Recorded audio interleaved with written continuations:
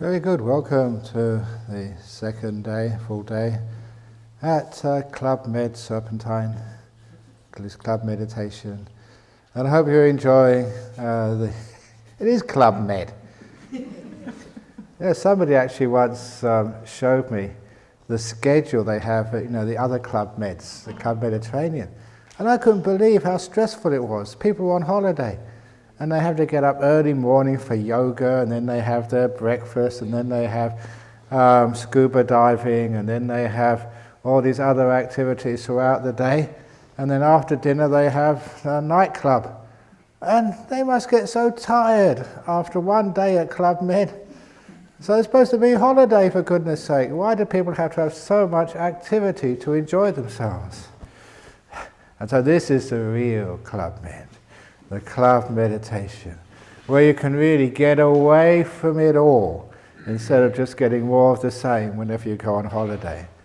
And so here we're trying to get away from whatever this thing is, it all, to have a bit of peace and quiet and to be able to relax. So you've got your nice bed, you've got your nice food, you've got your entertainment in the evening, care of Ajahn Brahm, the comedian, and all this other sort of stuff. And it does mean you can learn how to relax and be peaceful and quiet. And a lot of times, that it happens naturally. Sometimes people think that they are doing the meditation. They've got to work hard, get up early, do this and do that. But the truth of it is it just happens quite naturally. That especially, you've got some monks and nuns meditating here, they tend to drag you along with them into peace and quiet. Because there's this old story from the time of the Buddha, it's one of my favorite stories, of this elephant. And this elephant was a really nice elephant. He belonged to the king. Now in those days, elephants were like your Mercedes or BMWs. That's what you used to travel around the place with. So if you had a really good elephant, that was like, having like a Ferrari car or something, your prized vehicle. And so this really nice elephant, and always be very obedient and very compliant, until one day the elephant started getting a bit cranky. He just wouldn't do what he was told, and would not sort of go where he was asked to go, and start to really mess around, just like when the elephant keeper was cleaning up behind the elephant. That's when the elephant would poo all over the elephant keeper. And if you've seen how much an elephant poos, that's a lot of poo. So the people looking after the elephant thought the elephant must be sick. It must have some sort of virus or something that is misbehaving. It's not its usual character.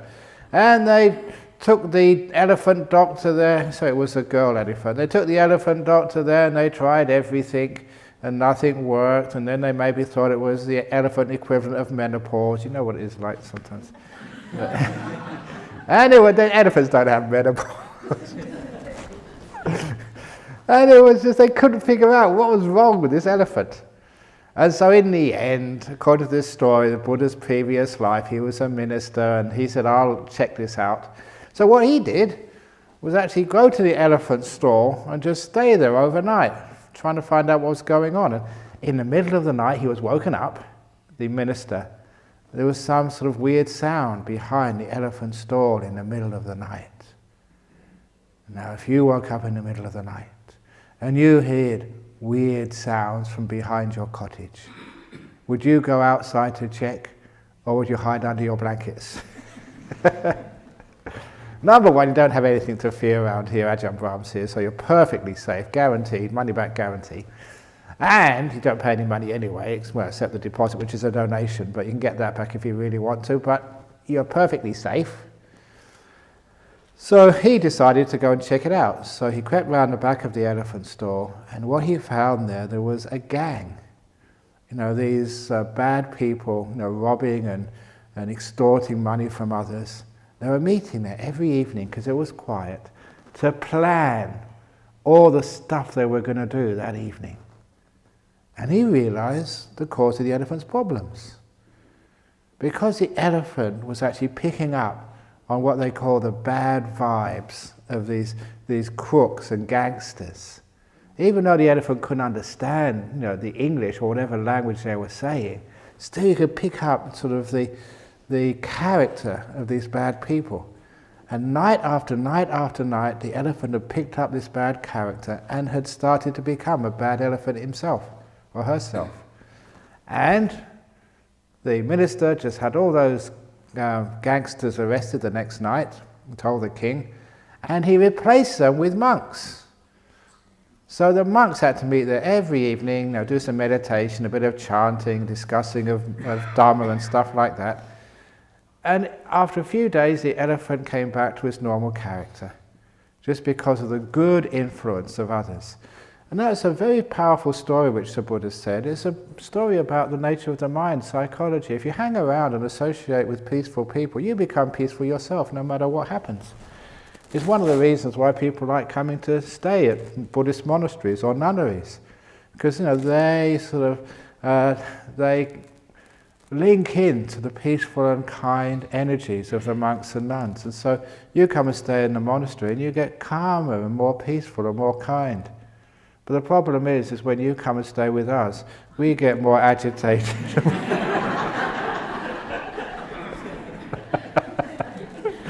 Please don't build too many guest quarters at Dhammasara. But anyway, we're going to take you into nice peaceful state. So a lot of times just being here and getting off on the atmosphere, that is sometimes more important than all the effort and the tricks of the trade which you do. You get drawn into peacefulness and quietness just because of the nature of the place and the nature of what people are doing here. So, first thing to talk about today is, look, you don't have to worry, you're going to get peaceful anyway, whether you like it or not. Well, you do like it because it's very wonderful. But the next thing I wanted to talk about is, that it's nice for you to think you're doing something. And so in order for you to have the impression you're doing something, I give these talks, and they're what... And the talk I'm going to give today is, I mentioned this yesterday, just I was flagged I was going to talk about thinking and how we can overcome what's probably the biggest problem in people's meditation. How to overcome, transcend this mind which is always thinking. And sometimes people keep telling me, I can't meditate. I'm always thinking about something, thinking about anything, but I'm always thinking and I can't stop thinking. And that becomes one of the biggest obstacles to being a meditator. They cannot stop thinking. But the truth of the matter is, it's very easy to stop thinking. And a lot of people do it quite naturally. Very often they stop thinking. And there is a classic example, a demonstration, which I love doing on every retreat, to show you how easy it is to stop thinking and what it feels like when you stop thinking. Because at least you can recognize, yes, it is possible, I can do it. And for many people, that is an amazing to realize, yes, they can stop thinking. It is possible, and they've actually experienced it. And the little demonstration is to ask you that when I am speaking, to also be aware of the reaction to my words inside your mind. So don't just listen to what I'm saying, also to listen to just what it does to you inside your mind. Because as I am speaking, as long as you're mindful inside a little bit, as I am speaking, you will begin to notice something strange. That between my words, there are long gaps. In those spaces between my words, what was happening in your mind? You were silent. You were aware,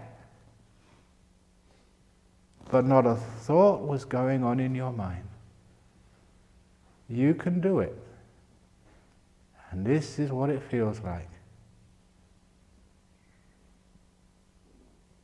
being aware, hearing the sounds of the birds, but without a thought going on in your head. Easy, isn't it? Now just carry on for another 2 hours. Now you know what silence is and how beautiful it feels. Now we have to try and understand, why is it that we keep destroying this silence with all these thoughts? And you realize, you're all old enough now to realize that 99%, and I'm being quite generous, 99% of your thoughts are total rubbish. It's one of the reasons why that people come and ask me, Ajahn Brahm, you've been a monk for many years, you've got good meditation, people really respect you. Can you read minds? And my answer is, if I could, I wouldn't read yours. Is your mind really worth reading? Is it sort of a great work of art? Or is it just one of these really pulp fiction novels you get in sort of in a second-hand shops which nobody else wants to even open up the front cover of?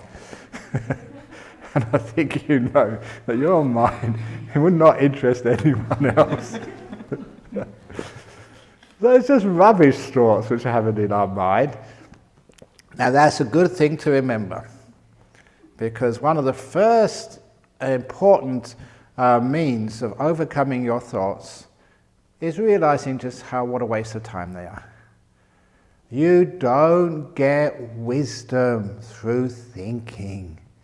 If you think, you don't get wisdom, you get headache. Not wisdom. And solving problems. Now you've all got problems to solve, decisions to make in your life. I have that, Bodhinyana Monastery, Jhana Grove, in the Nuns Monastery, and all these other places over east and other places I've got to make decisions for. But I learned a long time ago, don't think to find a solution. Because all really the great answers of life, even the great answers to your worldly problems, come in silence. That is where the greatest answers come from. And the great example of that, I always like telling anecdotes to flesh out these methods and to show they actually do work. If any of you go walking down by the lake over there in that lower garden, there is a tree over there, a Bodhi tree, dedicated to Wani Nut. She died a long time ago. But she was a senior social worker. And I don't mind telling stories now that people are dead, because they sometimes get upset at me when I say about their stories when they're alive. They're just funny stories. I tell stories about myself when I'm still alive, and they're funny and just make people laugh. I don't care, I'm not embarrassed. But this particular girl, she was a senior social worker in Perth, and one of her jobs, she told me that she had to make these decisions when maybe one of the parents was single and maybe a drug addict. Should I take the children into care? Should I separate a mother from her children because the mother is incapable of looking after them? And that's just a tough decision to make, because if you keep the children with their parents and their parents are just aren't capable, it hurts a child to be separated from their parents, but then it harms the children to be with their parents. And such a very heart-wrenching decision. Someone has to make it, and she was the one who had to make those decisions. So, really, really high-stress job. If she made a mistake, she destroyed her life, that poor kid. And also, kept her with the parents, and sometimes the parents would kill the kid. So it was a very, very tough decision she had to make. So she booked into coming on one of the retreats, came late, as usual, high-stress jobs. She said that she was trying to tie up all the loose ends. And of course, you can't tie up all the loose ends. There's just too many of them. So she did as much as she could. Right, that's the 11 o'clock in the evening, I'm going to the retreat. So, she arrived really late, midnight or something. And she has been following my teachings for a long time. She knew what to do. She rested for the first couple of days and then just got into her meditation slowly. She didn't sort of go for broke the first few days. She relaxed, as I keep telling you to do. Just have a nice walk somewhere, sit outside and have a cup of tea, explore the grounds, walk over to Bodhinyana Monastery. When you get into the quietness and the peace, then your mind will want to meditate. You don't have to force it, don't fight it, for goodness sake. And so she did that. After a few days she settled down, and then she started getting into her meditation. And when she came to one of the interviews towards the end of the retreat, she said that was an amazing experience she had. She got really peaceful, very quiet. She totally forgot about all the problems she had at work days ago. And she was nice and peaceful and quiet. And then, from within that silence, all these solutions came to the problems she had at work. She didn't think about it, they just came straight up to her. They bubbled up from who knows where. And she immediately opened her eyes, got out a piece of paper and wrote them down. So that when she went back to work in a few days' time, she could actually action those great ideas. And when she came to me, she said, those were such brilliant solutions. I could not have thought those solutions. I had to just be quiet and let the solutions come to me. And I thought, what a wise woman that was. That is how you find solutions to many of the problems you face in life. That's how I find solutions to problems which, as manager of a Buddhist organization, the CMO, the Chief Monk Officer of Bodhinyana Monastery, whatever. So, you find solutions by not thinking about them, getting nice and peaceful, then ideas come up, and they're really good ideas when they come from the silence. I trust that so much now. It's a really, really difficult decision. I've got to make a decision about something, and it's really crucial. I make sure I stop thinking about it. And then, later on, answers come. Try that.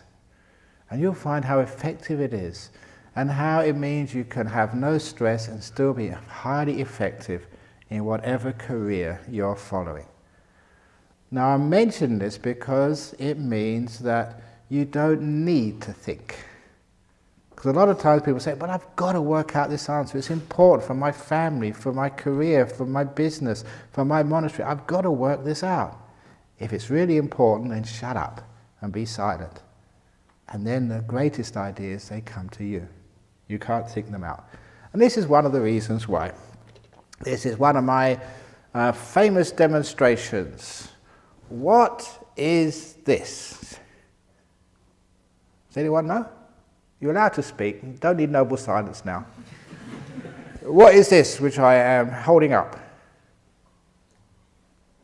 Tell me something about it. Wood? Okay, that's a start.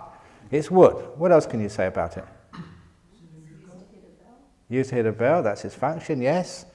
Anything else? Tell me some more about this. Like in a test at school, you've got to describe what this is. What is it? Yeah, what else? Small and light is, yeah, you said. Cylindrical, yes. What else can you see here? Now, some of you have done this with me before. What happens is, when you start thinking about it, you give it a name.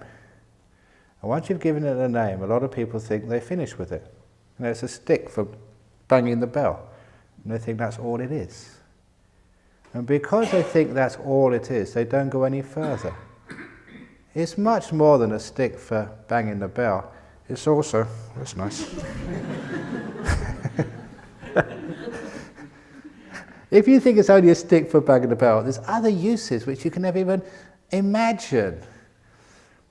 So what happens is, when we start looking at something, we have names for it. That's what's called thoughts. It's cylindrical, yeah, it's wooden, it's brown, it's carved at the end, and it's light or whatever you think it is. Those are all the names. But what's very interesting exercise is to look at something like this bit of wood until you've exhausted all your names. And you can't think of any other name to call this, but you can still see more and more and more what's happening inside this piece of wood. You know, the thoughts are so superficial. Who's this person holding up the piece of wood? It's Ajahn Brahm. Is it? Who is Ajahn Brahm anyway? So sometimes you give it a name, we think we know it. But you don't. The names are what cover up the truth. It's not what reveal the truth. You have to get underneath the thoughts, underneath the names, to find out what this actually is.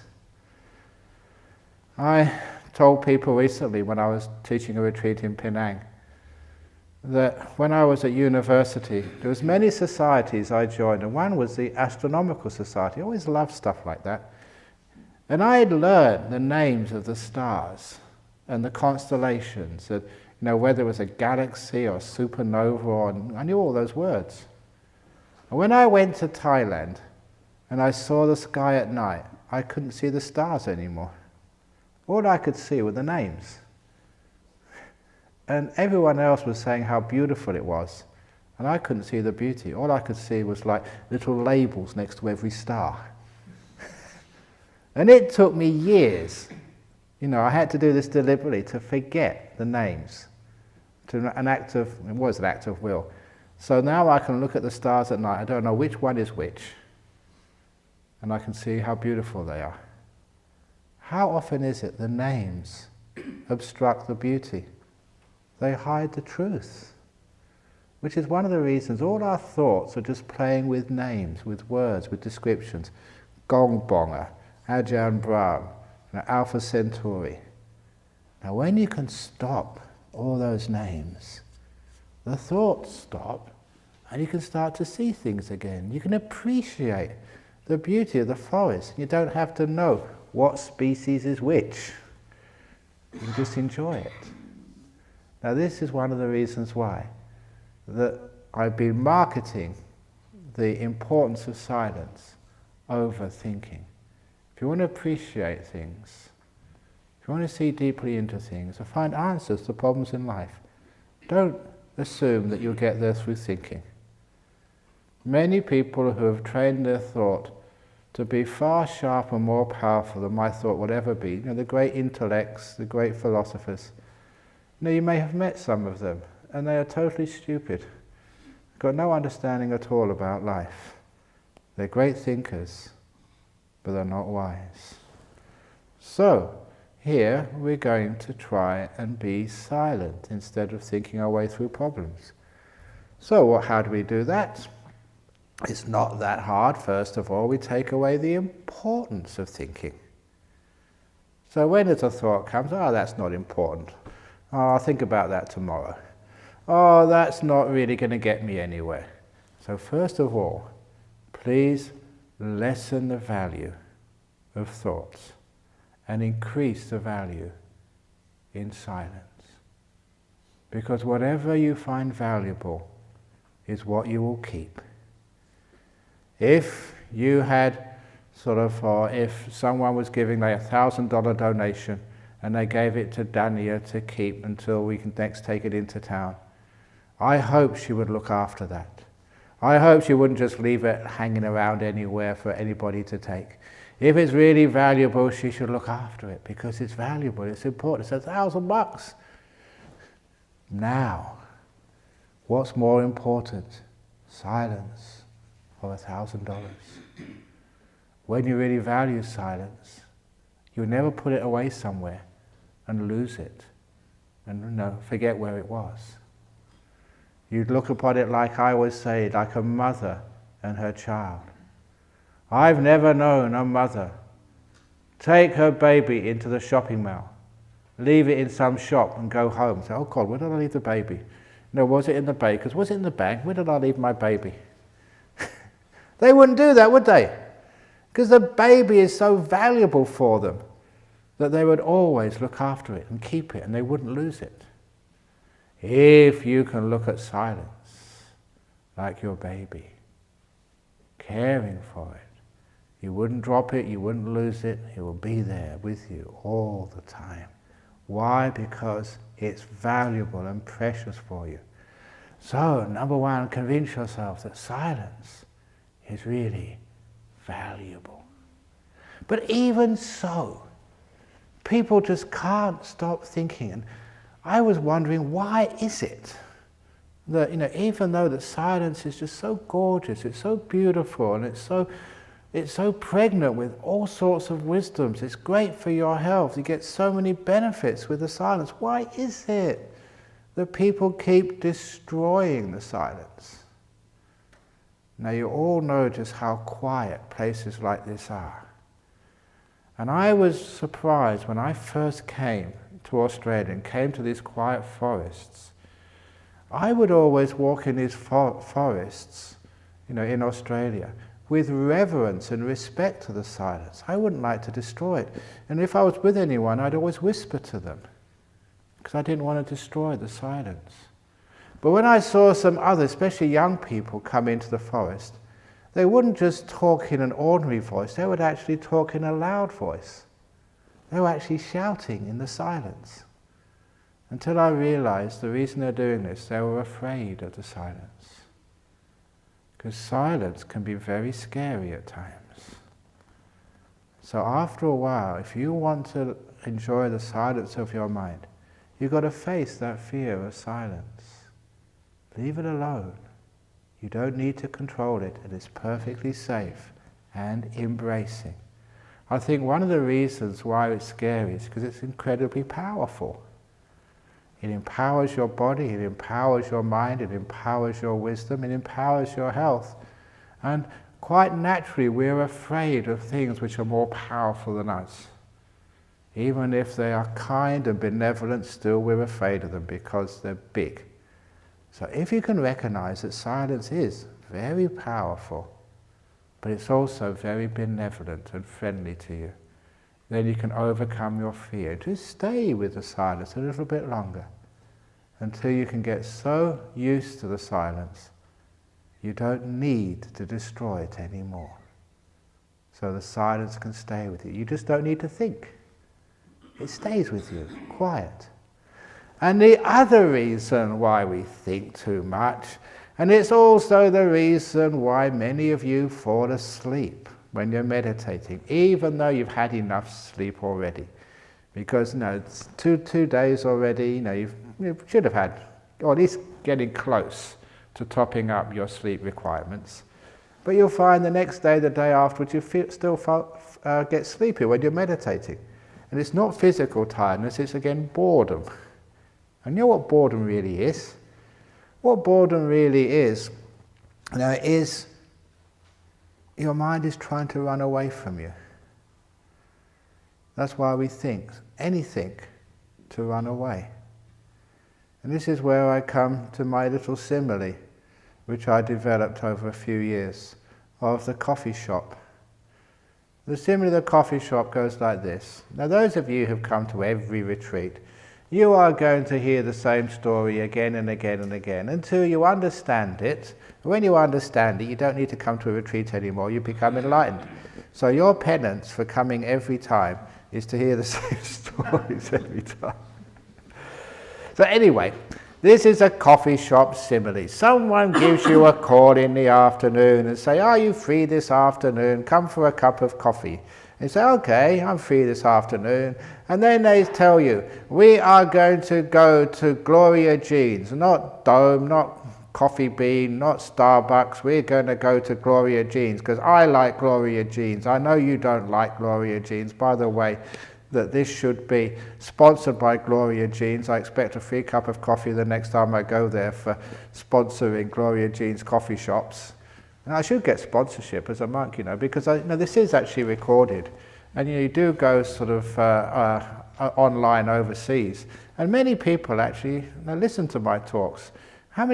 The talks in Nollamara, how many people actually download them? It's like 30, 40,000? That sort of number? So imagine we can get sponsorship. I could sort of open up my robe, and underneath the robe was, where's it gone? Gloria Jean's! We can make a lot of money for the Buddhist Society that way. We can finish off the Dhammasara Nuns Monastery, no worries at all. Ajahn Brahm only uses Gillette razor blades.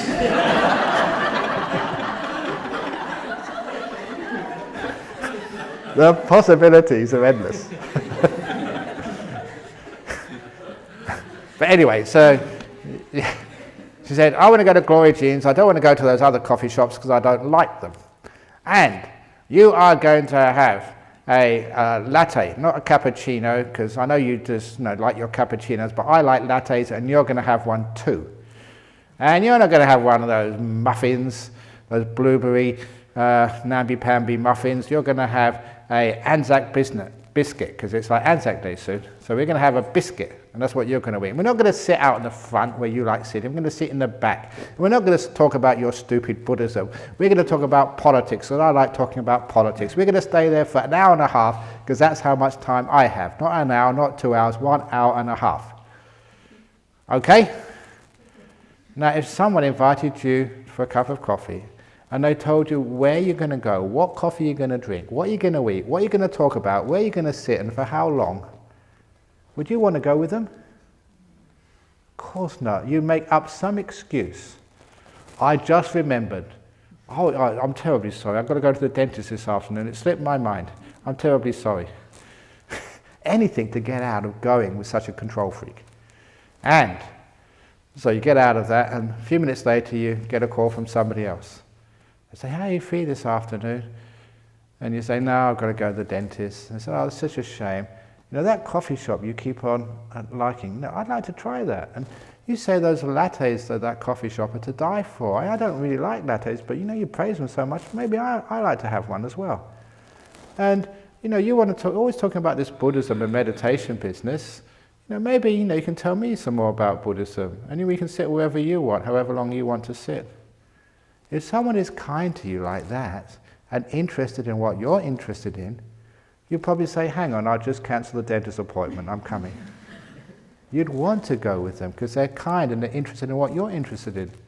And you go and stay there, and you spend all afternoon there, 3, 4, 5 hours, because you're hanging out with a good friend. Now hopefully you can understand that simile, if you haven't heard it before. If you heard it before, it's reinforcing something very important. You sit down on your mat or on your chair, and you tell your mind, right mind, we are now going to watch the breath. We're not going to do loving kindness meditation, we're not going to do vipassana, we're going to do sweeping. You're going to watch the breath, because that's what I want you to watch. And you're going to sit there for 1 hour, not half an hour, not an hour and a half, 1 hour. And you're going to sit on the floor, not on the chair, because I want you to learn how to sit on the floor. And you're not going to wander around anywhere, okay, because I want you to stay with the breath, okay?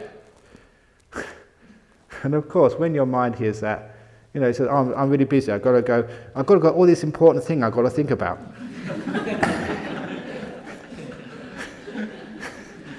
Anything to get away from you. Now that is one of the main reasons why people have a restless mind. Because your mind is trying to escape from you. And if it can't escape through thinking, it will escape through sleepiness. All of that. First of all, sleepiness is because you are really tired. But then once the tiredness is over, the boredom is just trying to escape from yourself. Because you haven't got a good relationship with your mind. You and your mind have just been fighting each other for far too long. So that's where it's good to be kind. When you're kind, what you're saying there is, okay, thoughts, if you want to think, yeah, you can think. Off you go. Have a nice time. You don't control your mind. You're kind to it. And if anyone has problems with restlessness or with tiredness in the next 7 days, try this very powerful method. Ask your mind, what do you want to do, mind?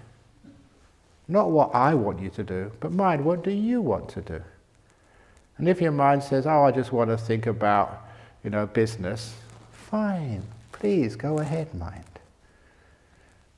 If you say, I want to think of romantic fantasies, yes, go ahead, mind, whatever you want to do. Then you will find something amazing happens. It's like reverse psychology. If you are kind to your mind will go thinking about something for a few minutes, and then it'll come back to you and say, "Why, thank you so much. Now, what do you want to do? Is it all right, mind, if we can just maybe watch the breath for a few minutes?" And you might say, "Yeah, okay. You were nice to me, I will be nice to you." It's just a relationship problem. That's what it is. Sometimes, I ask people to do this. You don't know what to do. Ask your mind, what do you want to do? And sometimes you might, I want to go for a walk. So you take your mind for a walk in the grounds. And when you come back, what do you want to do now? I'd like a cup of juice. So give yourself a cup of juice. And then you ask your mind, what do you want to do now? I said, actually I want to meditate now. And if you are working with your mind, you find it's never restless. You're working with it rather than against it. And you find you have far more time on your cushion or on the walking path if you work with your mind. And you have that experience of that second woman who goes to the coffee shop with their best friend. You're sitting down on your meditation cushion, and the mind said, "Yeah, let's meditate together." And you meditate for 5 hours. Jeez, 5 hours? I can only do half an hour. How many times have you been with a good friend and time just flies past and you don't notice the time passing? And you think, wow, that time already? That's actually what happens with that friendliness to your own mind. So don't own the mind. Your mind is not a slave. It's not a maid you can boss around. Because you've been bossing it around for too long, that is why it keeps running away from you. With restlessness, fantasies, sleepiness, these are all ways of escaping. Escaping from what or from whom? Escaping from you. That's what it is. So please admit it. And when you're kind, your mind doesn't want to escape from you at all. It hangs out with you and it loves your company, which means it stays. Hours you spend together. No restlessness, no sleepiness, having a wonderful time together. That is the meaning of that simile. So I found that out. My old story, 5th year as a monk over in Thailand, 6th year. I found the perfect monastery. I've never found a more perfect monastery than this. Number one, it was up in the north of Thailand. It had good temperature for a change. Really nice and cool. When Dania said yesterday, "Is it too cool in this hall in the evening time? Should I turn up the heater?" And I said, "Look, I was born in England. I like cold. It's never cold enough for me. I like cold. It's really nice cold." So I said, "You don't need to do that. I'm very, very happy being cold." So this was up in the mountains in the north of Thailand. At last it was a cool place I could meditate in. And number two, for an Englishman, it was smack bang in the middle of a tea plantation. Now that was like heaven for me. I had as much tea as I could ever want to drink as an Englishman, all for free, really good stuff as well, because they got the best for me, in the middle of this big tea plantation. Had caves and everything, so to me, and I didn't know why, it was abandoned. And there was no monks staying there. And when I asked the villagers, "This is perfect, why aren't there any monks staying here?" And I remember the answer they gave me, said it's because it's too quiet. That was really quite interesting, because a lot of monks, they like to do things. And for me, no, I wanted it quiet. And it was abandoned because it was too quiet. And I loved that place. So I was there, heaven for me. I must mention the traffic problem. There was a traffic problem there. There was a road, just you could see it from the monastery. 1 car a week. He would come up to bring up the post and any other sort of stuff, and then take down some of the produce to get some bit of money for the villagers. And you have to be at the right time, looking in the right direction to be able to see the traffic problem. And they said, what an amazing sort of paradise that was. 1 car a week, no aircraft or anything. So that was paradise for me, and so I thought, wow, this is it, I'm going to have a really lovely time. And it was a lovely time for the first week or two. And then I started thinking. And I was only a young monk at the time, so I didn't really know how to deal with this. You know what I did when I started thinking? I started to try and stop the thoughts. Come on, stop it. Watch the breath. Come on, watch your breath. And that just made the thoughts worse. And worse, and worse. And they kept going faster and stronger and more weird. And soon I was starting to think, I don't mind telling this story, I started to think of old girlfriends. I wonder if she's still available. Now shut up, Ajahn Brahm, you're a monk. I wonder where she is now. Oh, watch your breath. And all these really weird thoughts. Now, I like being a monk, but like you want to meditate, but still these thoughts come in. And they're uninvited, and get out of here, and they come in even stronger. Do you know what I mean? You're trying to get rid of those thoughts which come into your mind, all sorts of stupid ones, but you can't get rid of them. And I was fighting and fighting and fighting until I just got exhausted. And you're just so frustrated. Now, if ever you come across that frustration during this retreat, remember this is what you're supposed to do. I just couldn't stand it anymore. I didn't know what to do. I just could not get these stupid thoughts out of my head. So I went to, there's no other monk there to talk to. And I was too embarrassed to talk to the lay people about what I was thinking. So I went into the shrine, bowed to the Buddha statue, and just asked for some sort of inspiration. And the inspiration came. And it was, do a deal. Make an agreement. And the agreement was this, that I would meditate on my breath, for most of the day. But I would give myself a time, like a naughty monk time, 3 to 4 p.m. every afternoon. I could think whatever I wanted. I was not going to try and stop it or criticize it. Sexual fantasies, romance, anything, I would let happen from 3 to 4.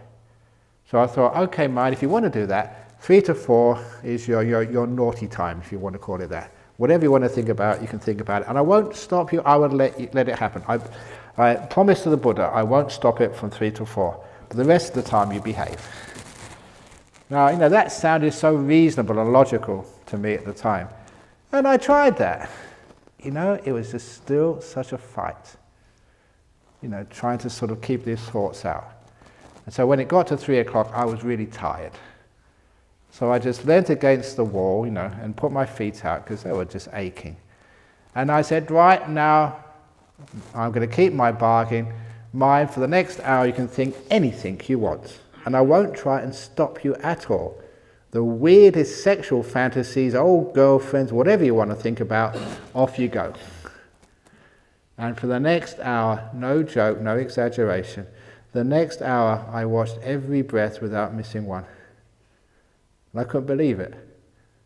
Now I give you permission to think fantasies or whatever, and now all you do is watch your breath. But that taught me a great lesson. The fighting, that was what was feeding those fantasies and thoughts. Trying to get rid of them was giving them more power. And as soon as I say, okay, let them go, you can do whatever you like. I love you, mind. You can do whatever you like. And then the mind actually stayed with me for 1 whole hour, no problem at all. Of course, that's not what I expected, but that's how you learn how this mind works. If you are kind and friendly to your mind, instead of trying to control it and being like some US Marine boot camp master to your mind, trying to train it, come on, sit up straight. Come on, stop moving. Come on, just cross your legs properly. Put your leg back. Have you ever been to retreats like that? I used to go to retreats like that.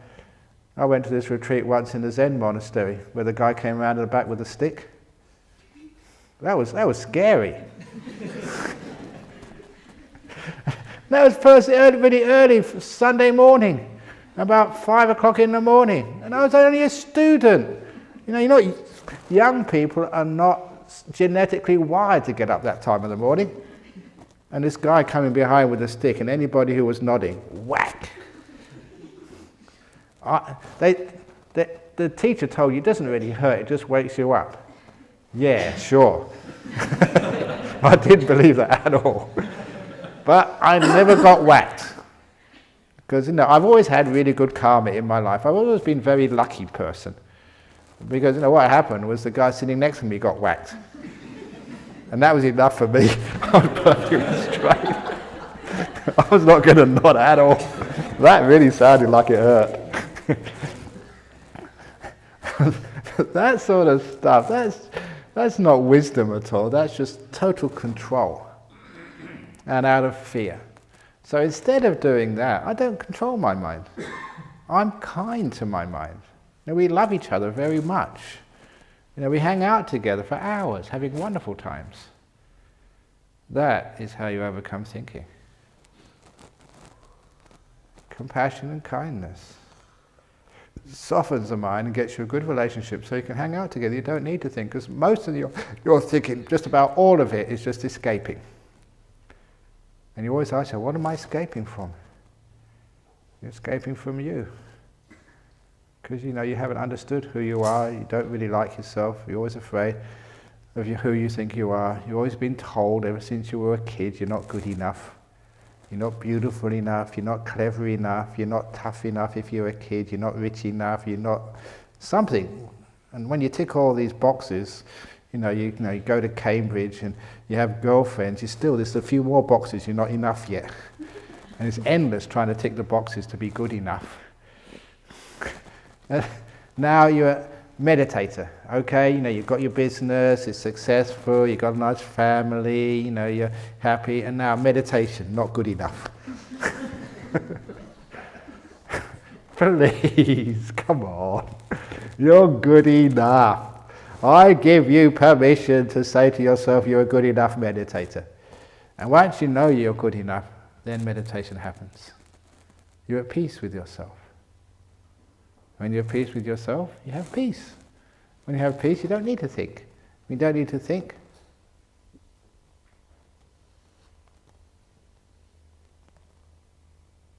isn't that nice? A beautiful silence. So the next thing which happens, I want to say about thinking, once you get to know the silence, it becomes so attractive. You get hooked. Just like, people tell me with heroin, or with anything else which is, very, very addictive and attractive.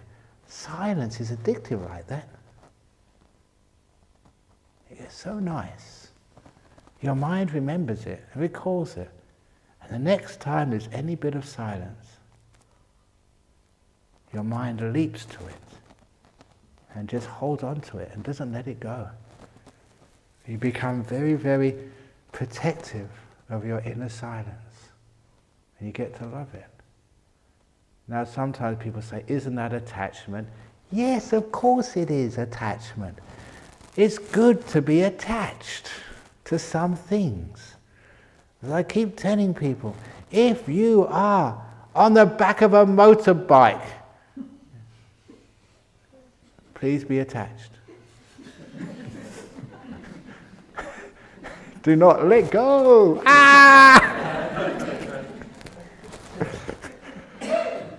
So sometimes it's good to be attached.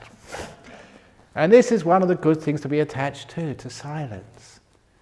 Because what you're really doing, you're getting attached to this vehicle of silence, which is going to take you into incredible, beautiful, happy states of meditation. Going to give you immense wisdom, great good health, and all these amazing gifts of meditative life.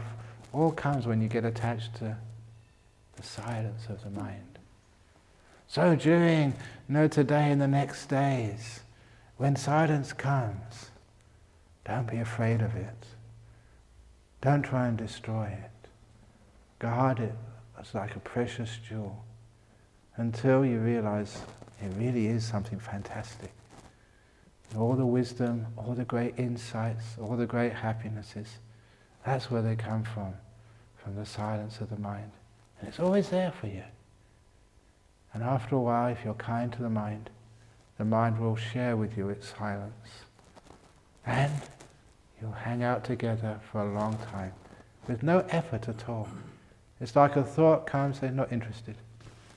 You're hanging out with the silence. Just like your husband may be watching a soccer match.